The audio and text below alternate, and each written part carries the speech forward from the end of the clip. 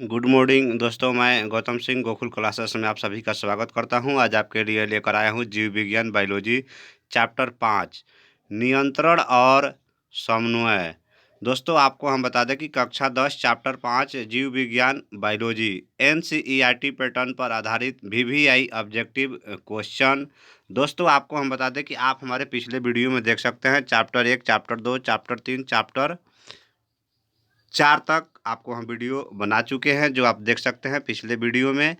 दोस्तों, अगर आपने अभी तक हमारे चैनल को सब्सक्राइब नहीं किए हैं तो चैनल को सब्सक्राइब कर दें और बेल आइकन दबा दें ताकि अगले वीडियो के नोटिफिकेशन आपको मिलते रहे।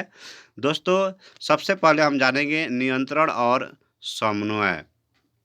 जैव कार्यों के सफल संचालन हेतु सभी जीवों के अंग एवं अंग तंत्रों का समन्वय तथा नियंत्रण जरूरी है। सजीवों में अंगों तथा अंग तंत्रों का समन्वय और नियंत्रण तंत्रिकीय एवं रासायनिक होता है।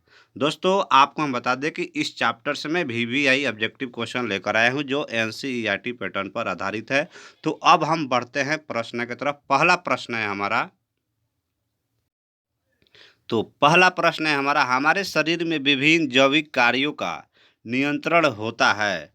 हमारे शरीर में विभिन्न जैविक कार्यों का नियंत्रण होता है तंत्रिका द्वारा, रसायनों द्वारा, तंत्रिका एवं रसायनों दोनों के द्वारा, या कोई नहीं। तो दोस्तों, आपको हम बता दें कि तंत्रिका एवं रसायनों दोनों के द्वारा होता है। आपका आंसर हो जाएगा सी नंबर। बढ़ते हैं अगले प्रश्न की तरफ। अगला प्रश्न है हमारा, एबेसिक एसिड किस तरह का रसायन है। एबेसिक एसिड किस तरह का रसायन है। ऑक्सीजन की तरह, जिबरेलिन्स की तरह, या साइटोकाइनिन की तरह, या वृद्धि रोधक की तरह। तो दोस्तों, आपको हम बता दें कि एबसिक एसिड जो है वृद्धि रोधक एसिड की तरह है, रसायन की तरह। आपका आंसर हो जाएगा डी नंबर। बढ़ते हैं अगले प्रश्न की तरफ। अगला प्रश्न है हमारा, बीज रहित पौधों के उत्पादन में बीज रहित पौधों के उत्पादन में से सहायक होते हैं साइटोकाइनिन, ऑक्सीजन, या जिबरेलिन्स, या ऑक्सीजन एवं जिबरेलिन्स दोनों। दोस्तों, आपको हम बता दें कि आपका आंसर होगा बीज रहित पौधों के उत्पादन में सहायक होते हैं ऑक्सीजन एवं जिबरेलिन्स दोनों। आपका आंसर हो जाएगा डी नंबर। बढ़ते हैं अगले प्रश्न की तरफ। अगला प्रश्न है हमारा, इनमें कौन फल पकाने के लिए प्रयुक्त होते हैं। Oxygen, gibberellins, ethylene, cytokinin. दोस्तों, आपको हम बता दें कि फल पकाने के लिए जो इस्तेमाल किया जाता है वो है आपका एथिलीन। आपका आंसर हो जाएगा सी नंबर। बढ़ते हैं अगले प्रश्न की तरफ। अगला प्रश्न है हमारा, मस्तिष्क का कौन सा भाग हृदय संपदन तथा श्वसन गति की दर को नियंत्रित करता है। दोस्तों, हमारा सवाल है, मस्तिष्क का कौन सा भाग हृदय संपदन तथा श्वसन गति की दर को नियंत्रित करता है। Cerebrum, medulla, cerebellum, डायनसेफेलन। दोस्तों, आपका प्रश्न है, मस्तिष्क का कौन सा भाग हृदय संपदन का श्वसन गति की दर को नियंत्रित करता है। तो आपका आंसर हो जाएगा मेडुला। आपका आंसर होगा बी नंबर। बढ़ते हैं अगले प्रश्न की तरफ। अगला प्रश्न है हमारा, इनमें कौन बुद्धि और चतुराई का केंद्र है। Cerebellum, medulla, cerebrum, corpus callosum. दोस्तों, आपका प्रश्न है, इनमें कौन बुद्धि और चतुराई का केंद्र है। दोस्तों, आपका आंसर हो जाएगा सेरिब्रम जो है बुद्धि और चतुराई का केंद्र है। आपका आंसर हो जाएगा सी नंबर। बढ़ते हैं अगले प्रश्न की तरफ। अगला प्रश्न है हमारा, हार्मोन स्रावित होता है अंत्र अस्थायी ग्रंथि से, या बहि अस्थायी ग्रंथि से, या नलिका ग्रंथि से, या इनमें से कोई नहीं। तो दोस्तों, आपको हम बता दें कि हार्मोन स्रावित होता है अंत्र अस्थायी ग्रंथि से। आपका आंसर हो जाएगा ए नंबर। बढ़ते हैं अगले प्रश्न की तरफ। अगला प्रश्न है हमारा, एंड्रोजेन है। एंड्रोजेन क्या है। नर्लिंग हार्मोन, स्त्रीलिंग हार्मोन, पाचक रस, या पाराथायराइड हार्मोन। तो एंड्रोजेन एंड्रोजेन दोस्तों, आपको हम बता दें कि एंड्रोजोन जो है आपको लर्निंग हार्मोन है। आपका आंसर हो जाएगा ए नंबर। बढ़ते हैं अगले प्रश्न की तरफ। अगला प्रश्न है हमारा, एस्ट्रोजेन स्रावित होता है उरीसक द्वारा, अंडाशय द्वारा, या लॉन्गर हैंस की दीपिकाओं द्वारा, या थायराइड द्वारा। दोस्तों आपको हम बता दें, एस्ट्रोजेन स्रावित होता है अंडाशय द्वारा। आपका आंसर हो जाएगा बी नंबर। बढ़ते हैं अगले प्रश्न की तरफ। अगला प्रश्न है हमारा, विभिन्न जैविक क्रियाओं के नियंत्रण हेतु हमारे शरीर में इनमें से कौन उत्तरदायी है। विभिन्न जैविक क्रियाओं के नियंत्रण हेतु हमारे शरीर में कौन उत्तरदायी है। रसायन, तंत्रिका, या तंत्रिका एवं रसायन दोनों, या कोई नहीं। तो दोस्तों विभिन्न जैविक क्रियाओं के नियंत्रण हेतु हमारे शरीर में तंत्रिका एवं रसायन दोनों ही हैं। आपका आंसर हो जाएगा सी नंबर। बढ़ते हैं अगले प्रश्न की तरफ। अगला प्रश्न है हमारा, इनमें से कौन वृद्धि रोधक पदार्थ है। जिबरेलिंसिस, एब्सिसिक अम्ल, साइटोकाइनिन, या ऑक्सीजन। इनमें से कौन वृद्धि रोधक पदार्थ है। तो आपको बता दें कि एब्सिसिक अम्ल है। आपका आंसर हो जाएगा बी नंबर। बढ़ते हैं अगले प्रश्न की तरफ। अगला प्रश्न है, मनुष्य में ऐच्छिक गतियों का नियंत्रण किसके द्वारा होता है। सेरिबेलम, सेरिब्रम, थायराइड, या पिट्यूटरी। मनुष्य में ऐच्छिक गतियों का नियंत्रण किसके द्वारा होता है। तो दोस्तों आपको हम बता दें कि मनुष्य में ऐच्छिक गतियों का नियंत्रण जो होता है सेरिब्रम के द्वारा होता है। आपका आंसर हो जाएगा बी नंबर। बढ़ते हैं अगले प्रश्न की तरफ। अगला प्रश्न है हमारा, शरीर का ताप क्रम नियंत्रक केंद्र कौन है। शरीर का ताप क्रम नियंत्रक केंद्र कौन है। पिट्यूटरी, सेरिबेलम, स्पाइनल कोड, और हाइपोथैलेमस। शरीर का ताप क्रम नियंत्रण केंद्र कौन है। तो दोस्तों आपको बता दें हाइपोथैलेमस। आपका आंसर हो जाएगा डी नंबर।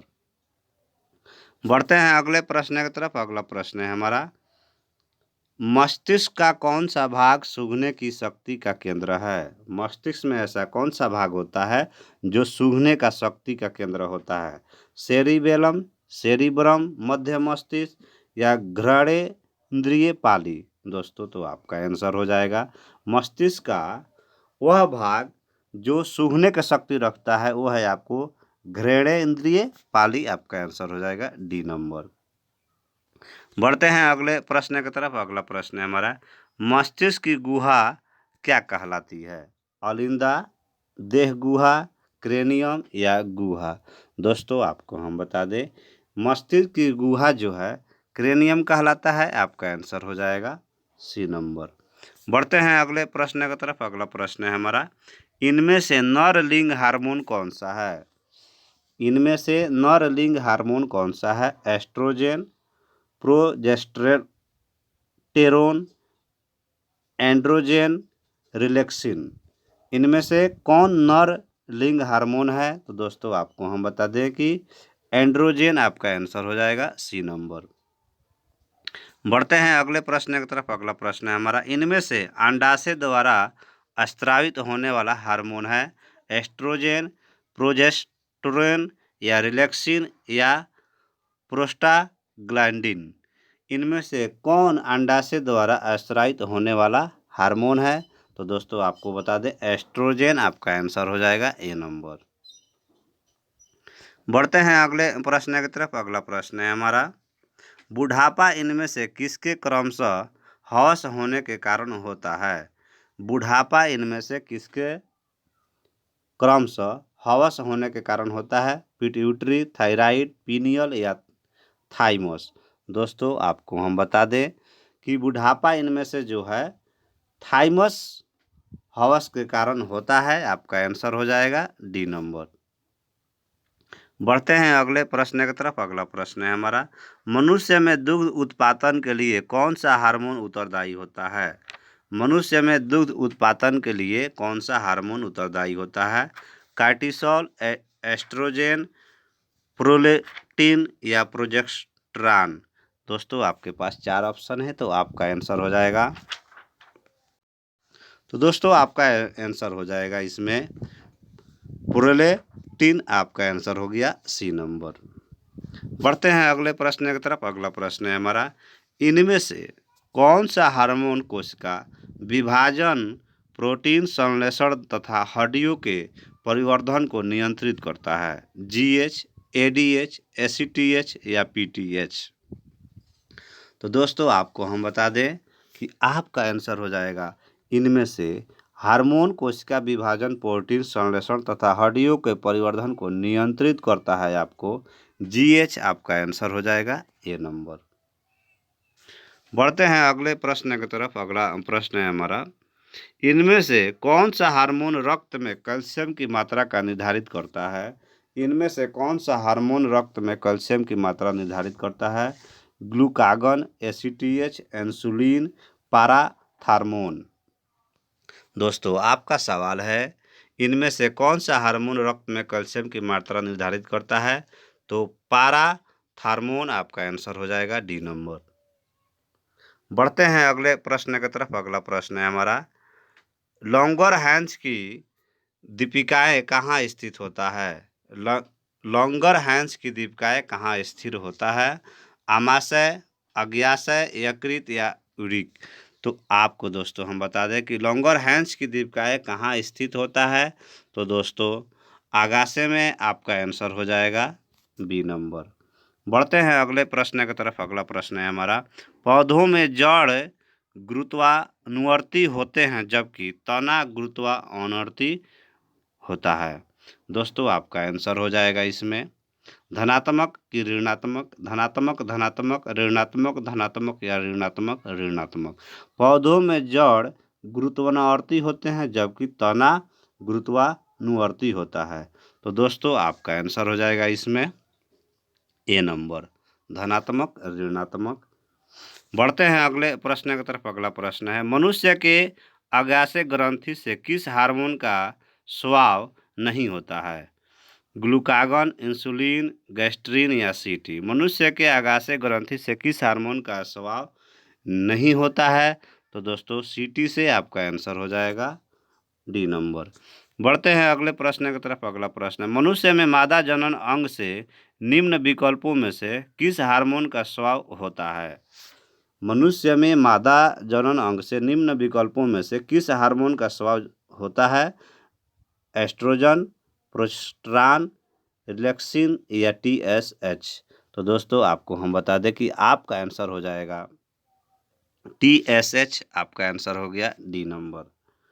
बढ़ते हैं अगले प्रश्न की तरफ। अगला प्रश्न है हमारा, इंसुलिन की कमी से क्या होता है? घेंघा, बौनापन, मधुमेह या कोई नहीं? दोस्तों बहुत ही इम्पोर्टेंट सवाल है। इंसुलिन की कमी से मधुमेह होता है, आपका आंसर हो जाएगा सी नंबर। बढ़ते हैं अगले प्रश्न की तरफ। अगला प्रश्न है हमारा, ग्वाइटर अथवा घेंघा पनपता है चीनी की कमी से, आयोडीन की कमी से, रक्त की कमी से या मोटापा से? ग्वाइटर अथवा घेंघा पनपता है दोस्तों आपको हम बता दें आयोडीन की कमी से, आपका आंसर हो जाएगा बी नंबर। बढ़ते हैं अगले प्रश्न की तरफ। अगला प्रश्न है, मस्तिष्क का उत्तरदायी है सोचने के लिए, हृदय संपादन के लिए, शारीरिक संतुलन के लिए या सभी के लिए? दोस्तों आपको हम बता दें कि मस्तिष्क का उत्तरदायी है सोचने के लिए भी है, हृदय संपादन के लिए भी है और शारीरिक संतुलन के लिए भी है। आपका आंसर हो जाएगा सभी, डी नंबर। बढ़ते हैं अगले प्रश्न की तरफ। अगला प्रश्न है हमारा, ऑक्सीजन किसके लिए है? देखिए, एक हार्मोन, वसा, एंजाइम या कार्बोहाइड्रेट? दोस्तों आपको बता दें कि ऑक्सीजन जो है हार्मोन के लिए है, आपका आंसर हो जाएगा ए नंबर। बढ़ते हैं अगले प्रश्न की तरफ। अगला प्रश्न है हमारा, पादप हार्मोन का क्या उदाहरण है? पेप्सिन, एड्रीनेलिन, ऑक्सीजन या टेस्टोस्टेरोन? दोस्तों आपको हम बता दें इसमें कि पादप हार्मोन का उदाहरण है ऑक्सीजन, आपका आंसर हो जाएगा सी नंबर। बढ़ते हैं अगले प्रश्न की तरफ। अगला प्रश्न है, मनुष्य के शरीर की सबसे बड़ी ग्रंथि कौन है? लीवर, अग्न्याशय, आमाशय, एड्रिनल? दोस्तों आपको हम बता दें कि मनुष्य के सबसे बड़ी ग्रंथि लीवर होता है, आपका आंसर हो जाएगा ए नंबर। बढ़ते हैं अगले प्रश्न की तरफ। अगला प्रश्न है हमारा, पत्तियों का मुरझाना किस हार्मोन के कारण होता है? ऑक्सीजन, जिबरेलिन, साइटोकाइनिन या एब्सिसिक अम्ल? पत्तियों का मुरझाना किस हार्मोन के कारण होता है दोस्तों? तो आपको बता दें एब्सिसिक अम्ल के द्वारा, आपका आंसर हो जाएगा डी नंबर। बढ़ते हैं अगले प्रश्न की तरफ। अगला प्रश्न है हमारा, दो तंत्रिका कोशिका के मध्य खाली स्थान को क्या कहते हैं? दो तंत्रिका कोशिका के मध्य खाली स्थान को क्या कहते हैं? द्रुमिका, सिनेप्स, एक्सन या आवेग? आपको दोस्तों हम बता दें कि दो तंत्रिका कोशिकाओं के मध्य खाली स्थान को सिनेप्स कहते हैं। आपका आंसर हो जाएगा बी नंबर।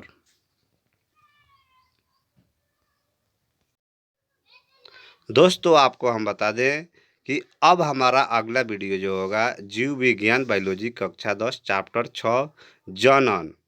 जनन के बारे में आपको हम बताएंगे। चैप्टर नंबर 6 में VVI ऑब्जेक्टिव क्वेश्चन होगा जो NCERT पैटर्न पर आधारित होगा। दोस्तों अगर आपने अभी तक हमारे चैनल को सब्सक्राइब नहीं किया है तो अगले वीडियो को नोटिफिकेशन देखने के लिए बेल आइकन भी दबाएं और आप चैनल को सब्सक्राइब भी कर दें। थैंक यू दोस्तों। राधे राधे दोस्तों।